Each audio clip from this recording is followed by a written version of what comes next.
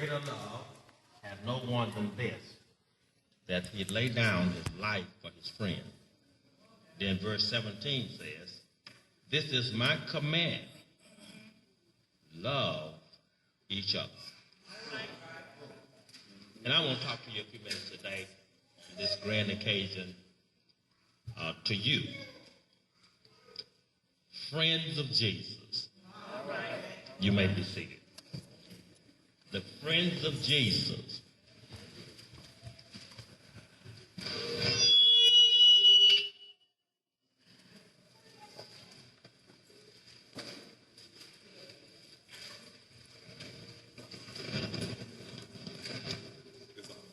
Okay. Now this is what I want us to understand today. Jesus has some friends.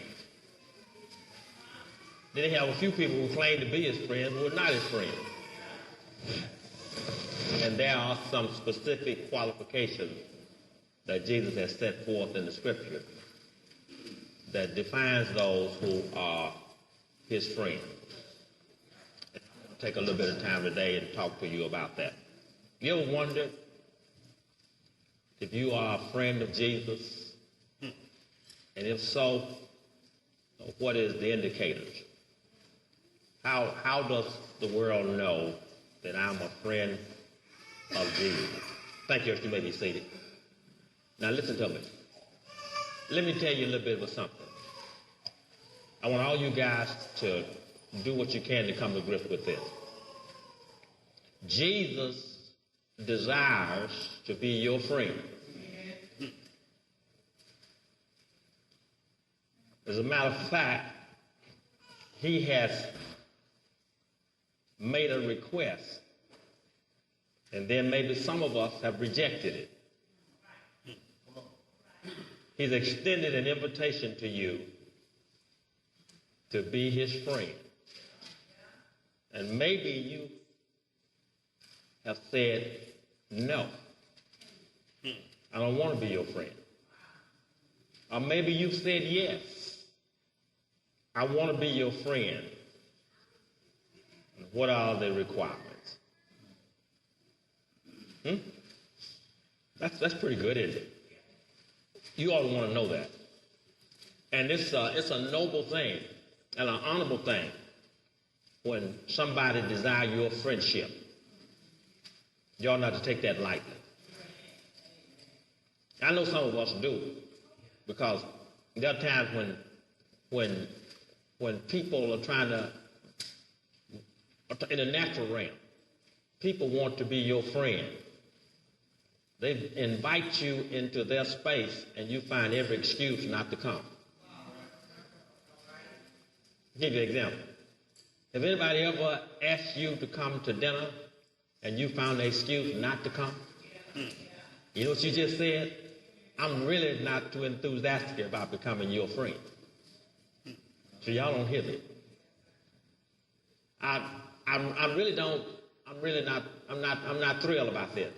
So we find one excuse after another to put it off, rather than to enter into that space and engage with someone who has a desire to be your friend. Now we need to break that up. One thing I can, whether you can accept it or not, a whole lot of people don't want to have anything to do with you. As a matter of fact, most of the people don't have anything to do with you.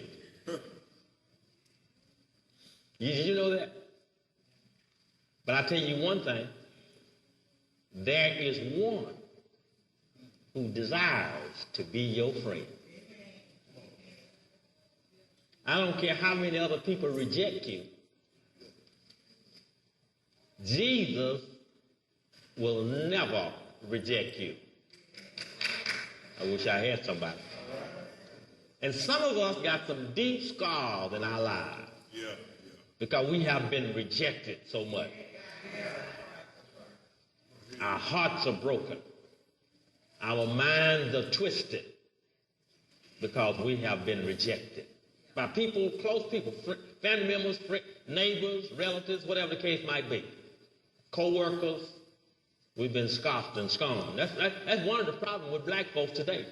We are people who have as a collective, have a low self-image and low self-esteem and poor self-image. And we spend most of our time trying to prove that we are worth respecting. We are worth loving. I got some news for you. Quit trying to prove it, just embrace it. You are. Quit trying, you ain't got nothing to prove to nobody. Just be. And if the world don't care anything about you, that's their loss. Ain't yours. Because I got a friend. I want you to be my friend, but I'll never be friendless because I got one that stick closer than a brother. So now if you think I'm going to be walking by myself just because you don't walk with me, you're sadly mistaken. I wish I had somebody. Sadly mistaken. But let me tell you what I came to talk to you about, because Jamil just said under his brazen man, I want you to go ahead and perform this ceremony. I want to marry this girl. You here talking about friends. Now, let me tell you what this is all about. Listen to me. Here's what the text said. I better get my glasses so I can see. Here's what the text said. Jesus said, "You are my friend." But before he said that, he said, greater love, 13th verse, greater love has no one than this. What? That he laid down his life for his friend. Jesus has no greater love that a man would lay down his life for his friend. In other words, Jesus said, you are so important to me that I'm going to give all that I am. I'm going to give my life so we can have this relationship. Now, what does that mean to you? To me and you, Jesus is not asking us to die physically so we can be his friend. Jesus is asking us to give up this stuff of this world that we're so attached to. Come on here. In other words, you got to die to yourself. Die to that stuff that's so important to you, that stuff that God made that has become so important to you. Die. Will you lay it down so that he will be the top priority in your life? That's what he wants. And he always tells us to model after him. He gave his life so we can live. We have to lay down our lives so that we can experience his life. And so how do you do that? This is what he said. He said, listen to me. You are present tense. Right now, I am declaring that you are. Now, everybody here don't qualify. Right now, I'm going to throw something in. Everybody does not qualify who go to church as friends of Jesus. And here is the qualification. If you do. What'd you say? That's it right there. You are my disciples or my friends if you do what I command you. Obedience, that's it. Yes, sir. That do, poiete, is in the present, active, subjunctive. Meaning that this is my deepest desire. This is what I wish. This is what I'm hoping for. Those who are going to run with me, those who are going to be my bosom buddies, those who have my back and I got their back. They are my friends. If that's a conditional clause. You do what I command. I command is an imperative, meaning that I give the orders and you obey. That's what it said. See, all that Jesus is asking us to do, my pastor used to tell us this all the time in Houston many years ago. Here's what's important to Jesus, to God, and also important to you. Find out what the Lord wants and do it. Just simple. That's what life is, just as simple as that. And sometimes we make life so complicated. We look in. If I wanted to be a friend of Jesus, you know what I would do? I would stop asking everybody and start to go into the source.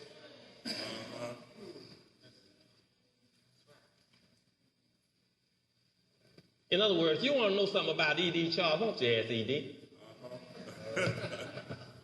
Well, that's not what a lot of y'all throwed off about people sitting next to you because you've asked everybody but the person sitting next to you. Everybody. What about Darnita? What about Keita? Well, you ain't saying nothing to Keita. Well, Keita, what do you like? What color you like? What size your shoe? All that kind of. Ain't asking not one single question. But then want to run with it, don't know her. You don't know people. You can't be people's friend unless you know them.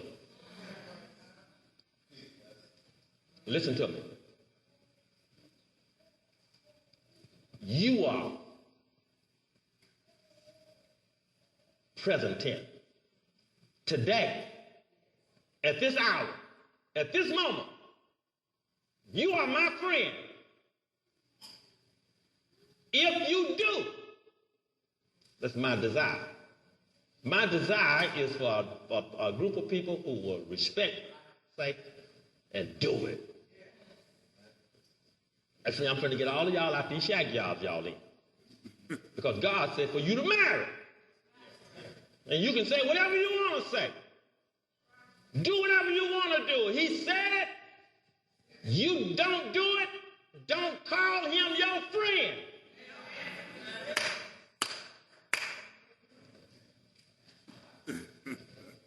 Now, I'm a strange preacher. I got what you call a sweeping ministry.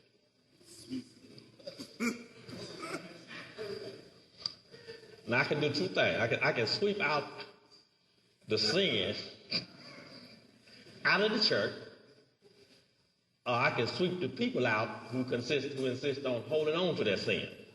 Either way it go, I'm a sweeper. God says, Jesus says, you're going to be find out what he wants.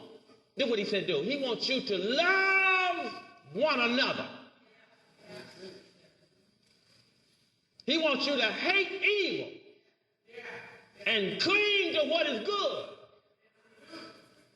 That's what friends of Jesus do.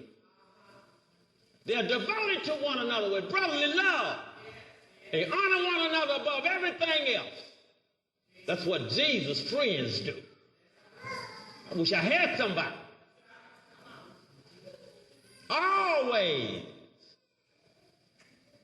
Always fervent in spirit.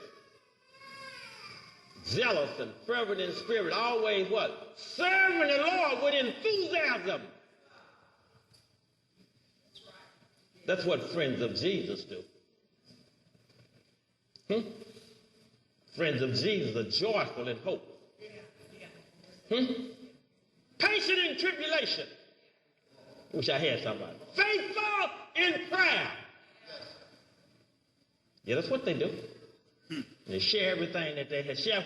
They share with God's people who are in need. They practice hospitality. I'm talking about the friends of Jesus. That's what we do.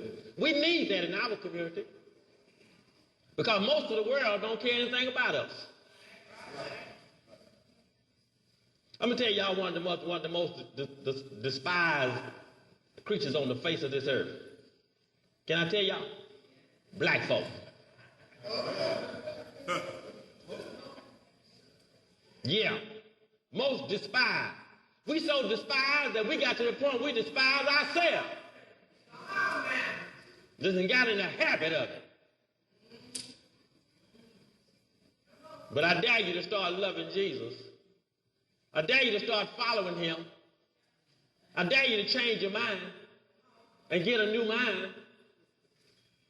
I tell you what's going to happen. You'll start loving God with all of your heart, with all of your soul, with all of your mind, and loving your neighbor as you love who? Yourself. I dare you to start loving. Bring it out there. Hey, keep on disliking and hating yourself when you follow the lover of humanity. I wish I had somebody. Yeah. You feel with his presence. You're going to feel about yourself the same way he feel about you. Is anybody hear me yet? Do I have any friends of Jesus in here yet? All right, then. Let's give God some praise and glory in this place. All right. That's what I like to hear. Now, here we go. Talking about a friend. That's what Jesus said. Jesus said, I no longer call you servant. Is that what he said? I no longer call you servant. Present active again. Right now, Jesus said, right now, when I look at you, I don't see you as a servant. That's what he said. He says, because a servant does not know, perfect tense. You know what that means? You never know, and you don't know now. You have never come to know him, and you don't know him now. Look what he said. He said because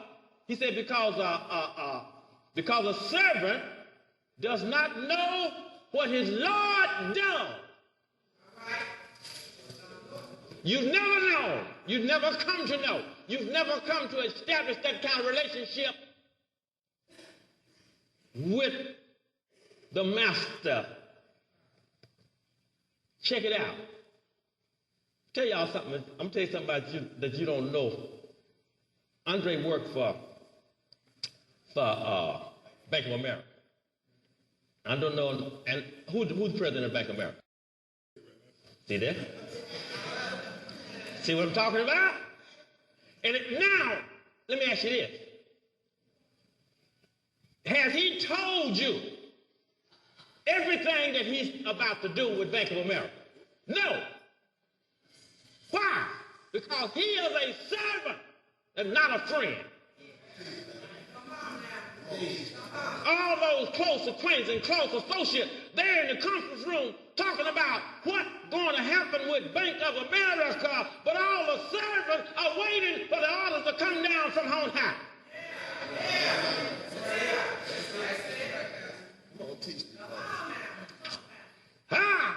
I like this. But I got some more news for you now. Jesus says, you ain't my servant, you my friend, because I'm telling you everything I know. Ow! I like that guy. I like that. Jesus says, the servant don't get in on this. See, y'all don't understand the position you have and the power you have. See, the reason you have to keep running to other folk and asking folk what the Lord is going to do, because you ain't his friend yet. Because if you become his friend, he'll tell you himself. It's good. It's in the book. It's in there. I no longer call you servant because the servant does not know his master's business.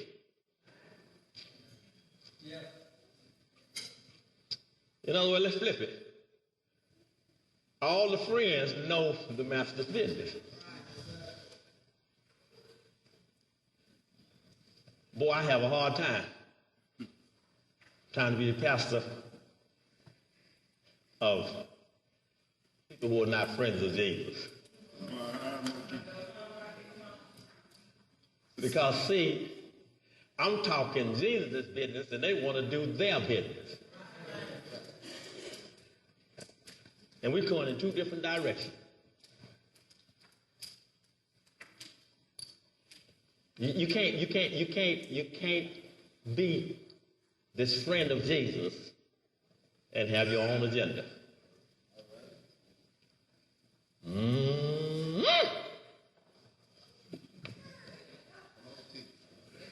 Let me talk a little bit more. I'm getting close to a finish here. But look what he said. He says, I no longer call you. He's talking to a collective now. You is second plural. It's not you first plural. Whom I, it's you. Let me see what it said. It's you who men. He said, I no longer call you servant, because the servant, the doulos, the slave, the one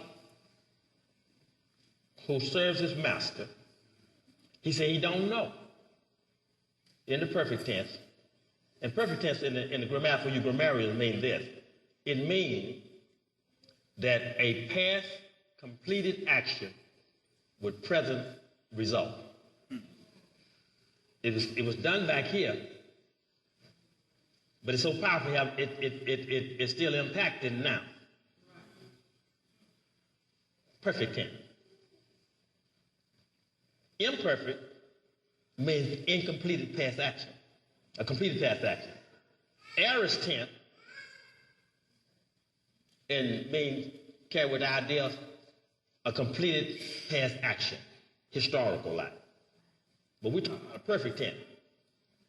And the perfect tense simply means this, is that something happened 20 years ago and is still impacting today. That's why every time you talk about getting saved, it's in the perfect tense. So if you got saved 20 years ago, guess what you are today? You're still saved. Because what happened then, it has present tense results. And if that's true, not only have present tense results, but it will have future results too. I wish I had somebody. Okay, that's enough for the grammar lesson this morning. Okay, here we go. Okay. He said, instead, I have called a past action, completed action. He said, I have called you friend, because everything that I have learned, what did he say? From my Father, he said, I've made it known to you. That's all I'm trying to say to you. Is friends of Jesus, he always communicates the Father's will to them.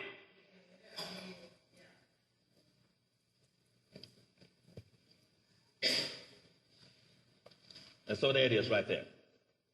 There's a doing and there's a knowing.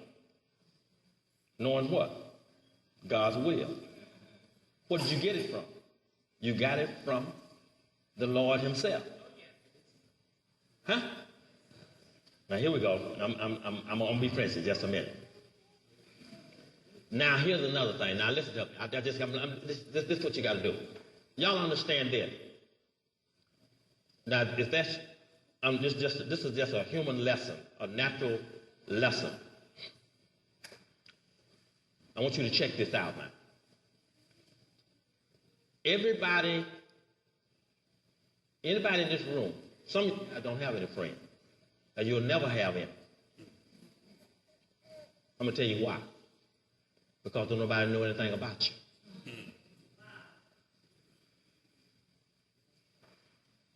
You see, friends know you. Friends know your good stuff and your bad stuff. Yeah. You know what a friend does? You know what you do with a friend? I learned this when I was in graduate school. Let me tell y'all something. A friend, if I'm going to be your friend, I'm going to open up and tell you about me. Everybody can't be your friend. That's right. Hey. Because you can't open up to everybody. No, sir. But you can open up to that selected group. I wish I had somebody. And every person I know, I'm on the human level now. Every person I know need at least one friend.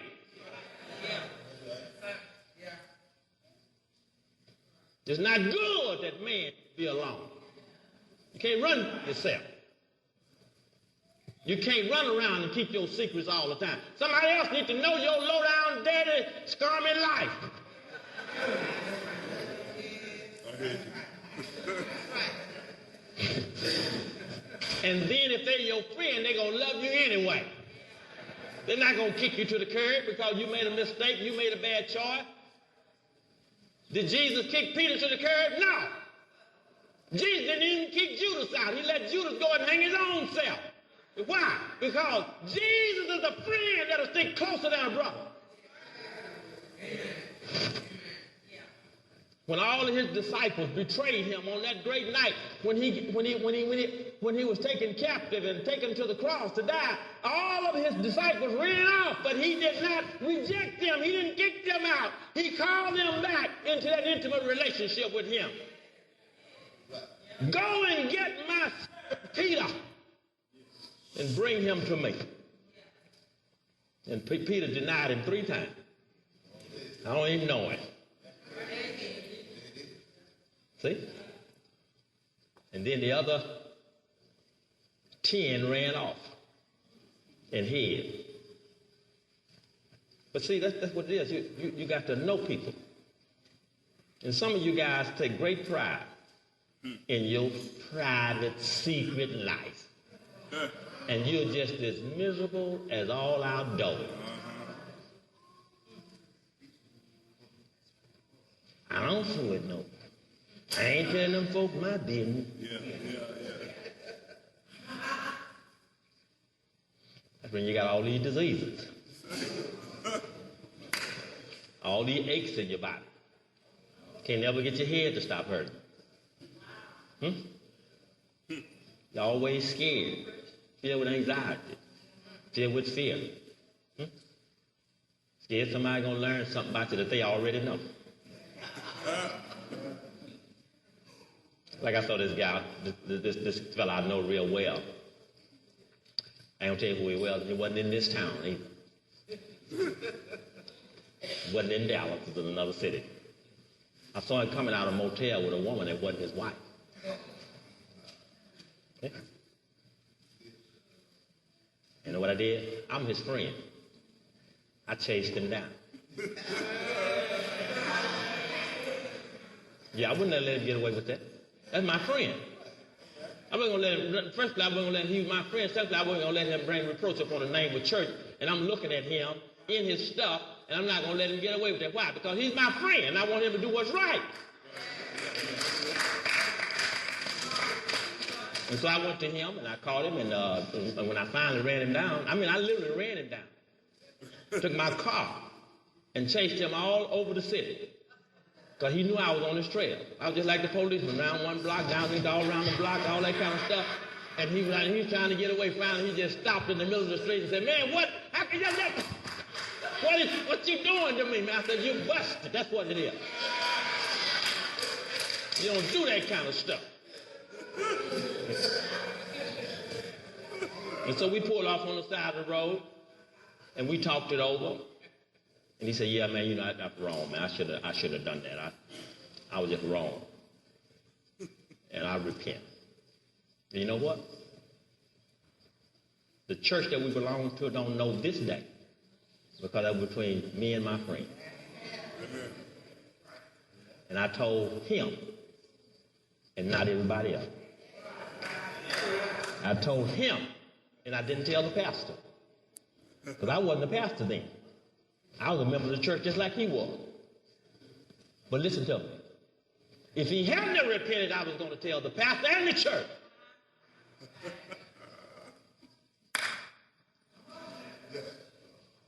That's what friends do. Because I don't know y'all like this or not. I'm going to tell you now. I'm a friend of Jesus before I'm a friend of yours. And I'm going to maintain the integrity of the church. I'll do whatever it takes to maintain the integrity of the church. That's why I'm always getting in y'all's business.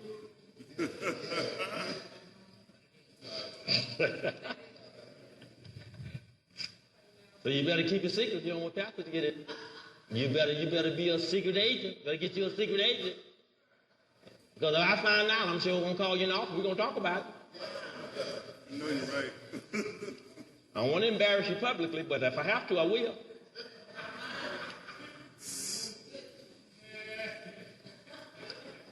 Do.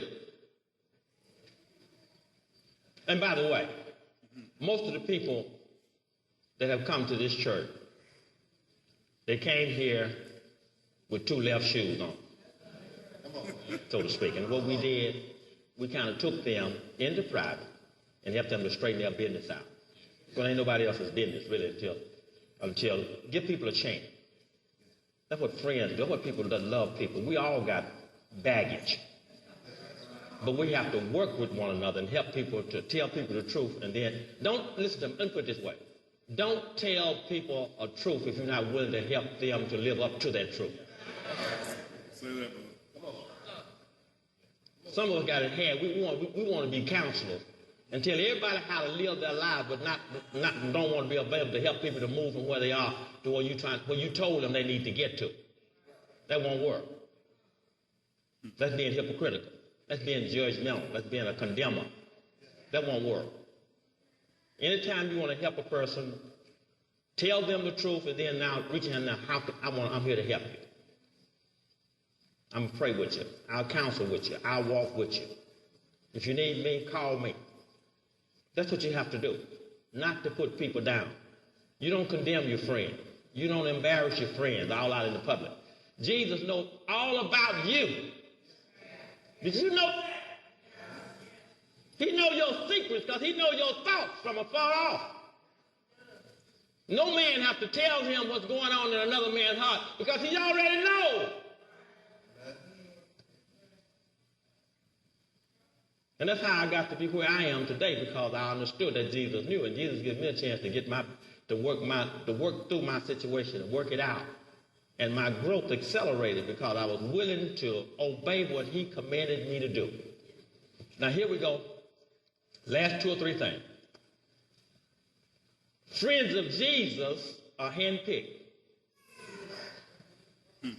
Jesus said, I chose you. Huh?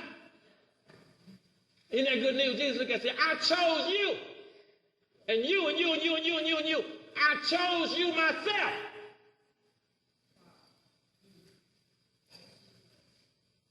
Everybody's not, in the natural realm, everybody's not your friend. You select people to be your friend.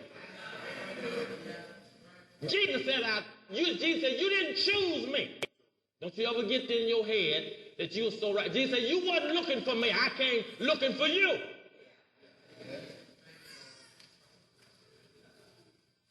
He said, not only did you not choose me, but he said, but I chose you. And then Jesus' friends have a purpose. They have a dual purpose. This is going to clean out the rest of us. The friends of Jesus are people that they are moving about, they are environment bearing fruit.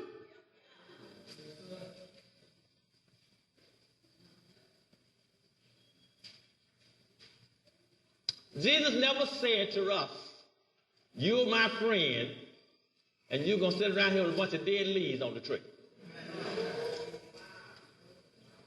He said, you are my friends. I chose you. I selected you, and I have appointed you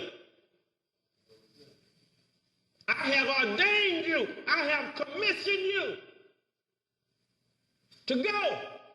Get up, go home, go to your family, go to your job, go to your friends, go up and down the streets in your community. Go, go, go. I know we don't get no amen on that. And that's the problem with the church today. We got it all backwards. We connected to the house and not connected to Jesus. Say that now. Yes, sir. Say that. When we get connected to Jesus, we go and bear fruit. What kind of fruit? Love, joy, peace, long-suffering, gentleness, goodness, faith, meekness, temperance. Against such there is no law.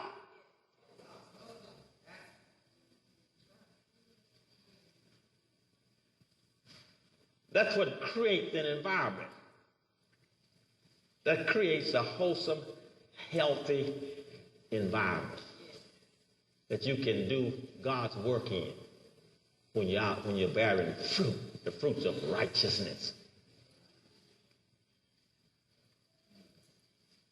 Now I'm going to tell you a little bit of secret. When we take our responsibility serious, our relationship with the Lord serious, understand that we are a chosen, selected people. Jesus didn't select you to keep on doing what you're doing.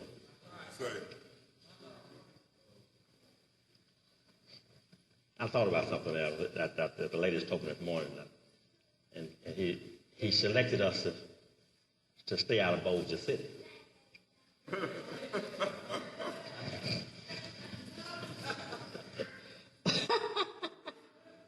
They missed it. That's good you did miss it. But that's indicated that tell me you ain't been there. He didn't select you to continue in your stuff.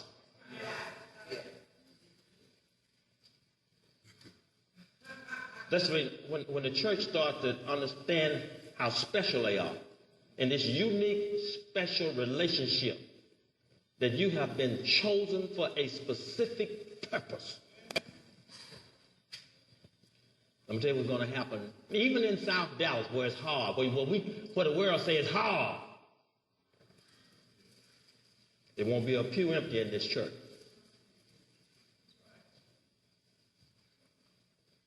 When we take it serious. Because I'm going to tell you something. Unless a person has become a reprobate, and there are few, but most people are not. Unless a person has become a reprobate, love will impact their life. For the good. Now let's flip that. If we're not impacting people's lives, and then evidently we're not the loving people that we're supposed to be. Because there's nothing too hard for God. And God is love.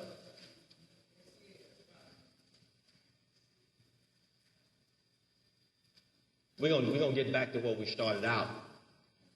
We got to get outside of ourselves and turn our attention back to our Savior and start back to loving people like we used to.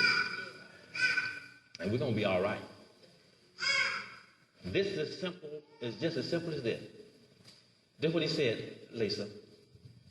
Jesus says, you did not choose me, but I chose you. And then here is his purpose clause, that you should go and bear fruit. And then he gives another result clause at the end of that.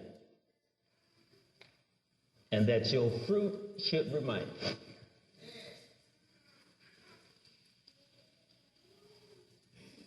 Not only bear fruit,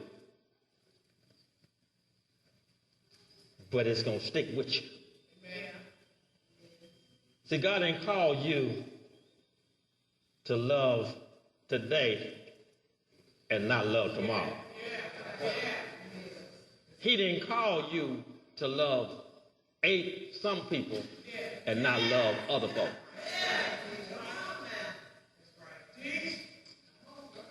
He said that your love should remain. Your joy should remain. Look, I'm looking at y'all right now, and if I had to let y'all in based on where you're looking right now, would nobody get in?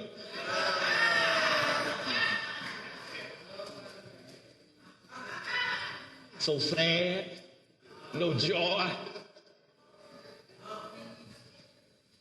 You know what I'm saying? I mean, that's just out, but I mean, I wonder how many of us are just faithful? How many of us have that self-discipline and can have not only discipline in this situation right now, but in all situations that goes on in our lives? What is it got to be? Do you have discipline when it comes to sex? Do you have discipline when it comes to food?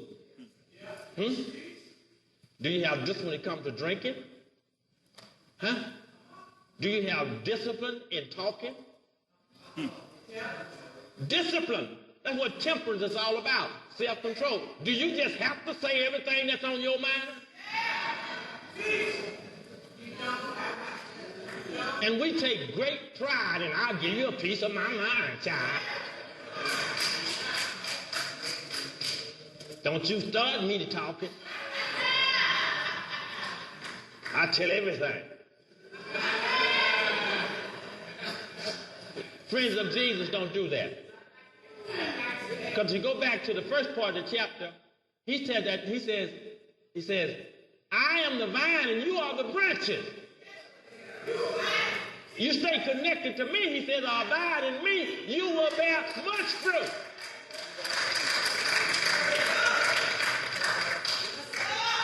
You can't stop life from bringing and putting on your plate and putting in your presence that the thing that life brings to you, but you sure can produce some fruit in the presence of your life situation.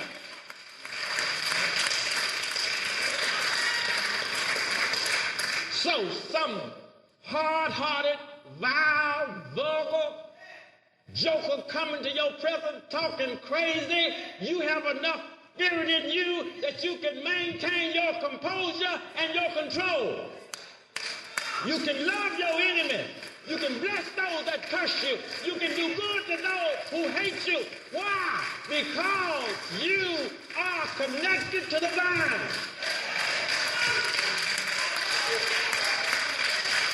I know I'm right.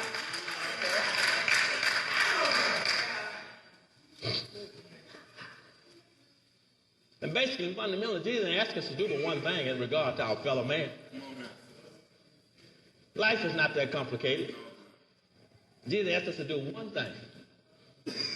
Love one another. Simple as that. Boy, this Christian life sure is hard. It's just so much to do. No.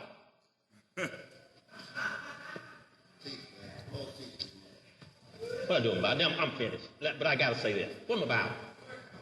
There it is right there. But this is what I got to say to you guys. I want to say this to you right quick. I'm through. Because this young man today, he's ready to marry this girl. She keep looking across the room at him. I like that.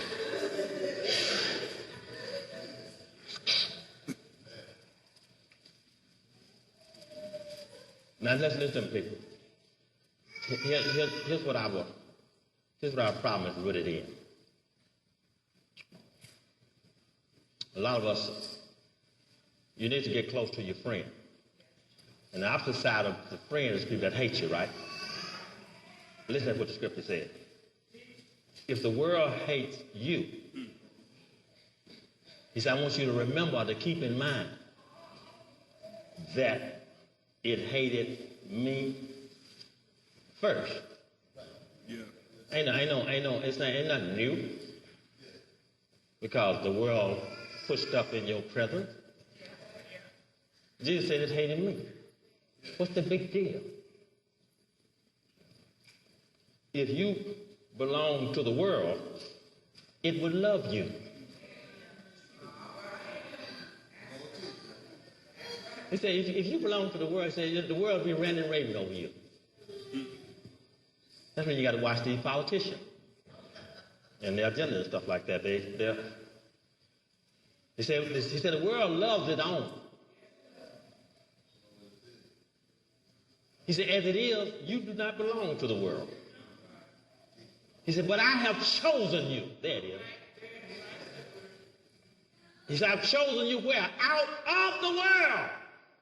You can't keep doing what the world do. Then he said, because of this, he said, the world hates you.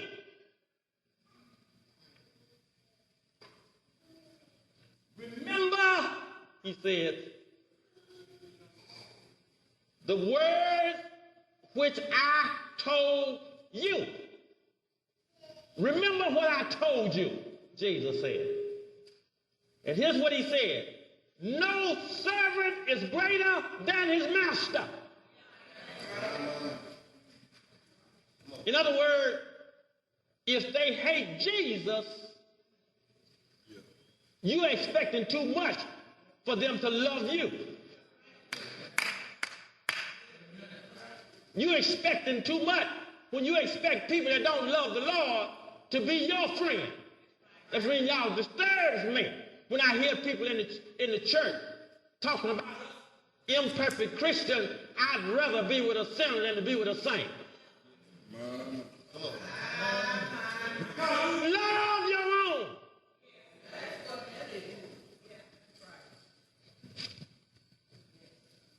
Remember the word which I spoke to you. No servant is greater than his master. If they persecuted you, if they persecuted me rather, they will persecute you also. And if they, listen to me, if they obey my teaching, they will obey yours also.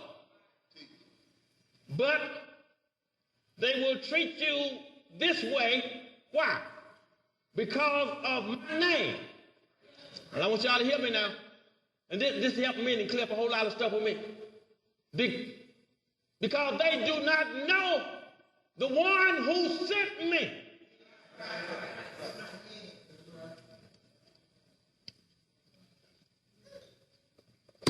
Case closed.